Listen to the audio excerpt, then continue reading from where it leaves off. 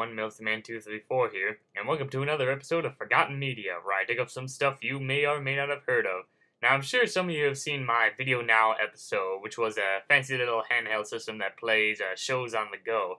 Well, while I was doing my research on it, I found a review that CN3614 made about the VideoNow. At the end, he mentioned a system called the Juice Box, saying that it's so bad that he wasn't going to review it. And so, I got real curious. I started researching on the device and found out why he didn't want to review it. So anyway, this is a juice box. Not to be confused with an actual juice box. The juice box is a video player that was made by Mattel and was released somewhere in 2004 for the holiday season. It was created by Steve Beck, who led an international engineering team in San Francisco, New York, and China, who created the juice box. The system is similar to the VideoNow, but different in its own way.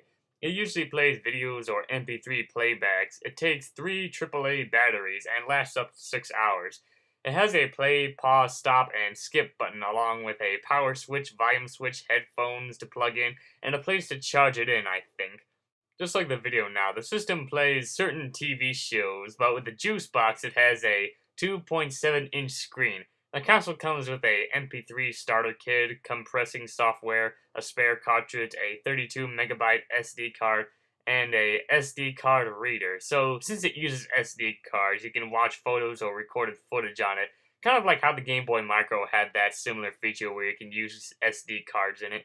There were a couple of shows released for it, such as Codename Kids Next Door, Yu-Gi-Oh!, and others, as the system was aimed for kids who wanted to watch their favorite shows on the go. But the system didn't last very long. One common criticism was that the video quality was very poor, performing 6 frames per second, and the system entered into a crowded market during the time.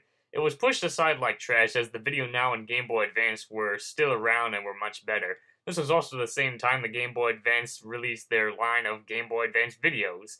As the price for the juice box was originally $70, retailer stores were filled with massive amounts of the juice boxes that they probably cut down the price to make them cheaper and get rid of them. At least they didn't bury them in the middle of nowhere like a certain Atari game people dare not speak its name. I'm not sure when the console was discontinued, but I'll bet it didn't last very long, and when that happened, it just vanished from existence.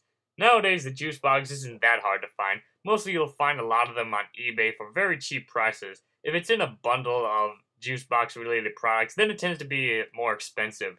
When 2008 came around, the juice box was so cheap that it became a neat little device for hobbyists to experiment on, since the system uses a Linux-based operating system. Inventors and maybe even steampunk people have tinkered around with the system, making unique items out of it.